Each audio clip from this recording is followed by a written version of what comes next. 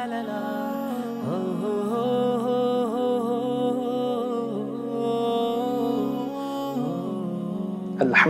wassalatu wassalamu ala rasulillah wa ala alihi wa sahbihi wa man walah, amma ba'd, fassalamu alaykum wa rahmatullahi wa barakatuh. Ramadan Kareem. Today's session is about transformative learning or transformative faith.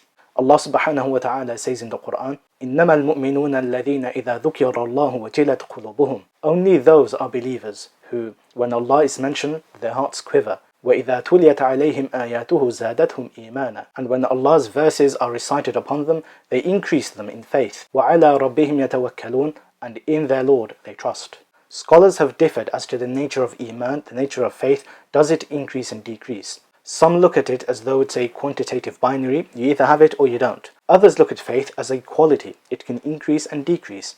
Consider the analogy of a battery in a mobile phone. Some might say you either have battery or you don't have battery.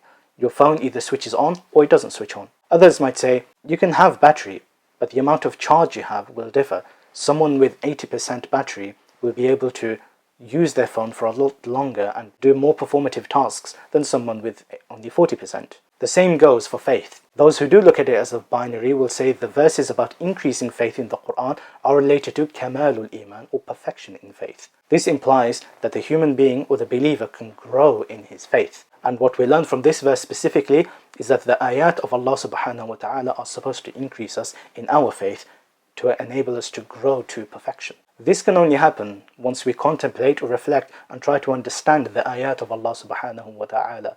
Otherwise, if we are only reading the Arabic letters of the Qur'an and it doesn't go beyond our throats, it will never enter our hearts. And if the Qur'an does not enter our hearts, then our hearts will not quiver when Allah is mentioned. Therefore, the only way to allow the Qur'an to transform us is to change our approach to education, is to change our approach to learning. We have to be student-driven, talabul ilm, seek knowledge. We have to be critical and reflective. We have to have tafakkur and tadabbur. We have to learn experientially, as we will cover tomorrow inshallah. And this knowledge needs to be transformative, as we learn from this verse today. This can happen when we learn Arabic, when we study the Qur'an, when we try to increase our relationship with the Qur'an beyond mere ritualism and look at it as an educational text that is trying to transform us.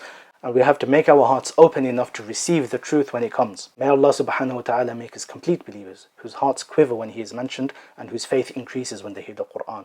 Ameen. Wassalamu alaikum wa rahmatullahi wa barakatuh.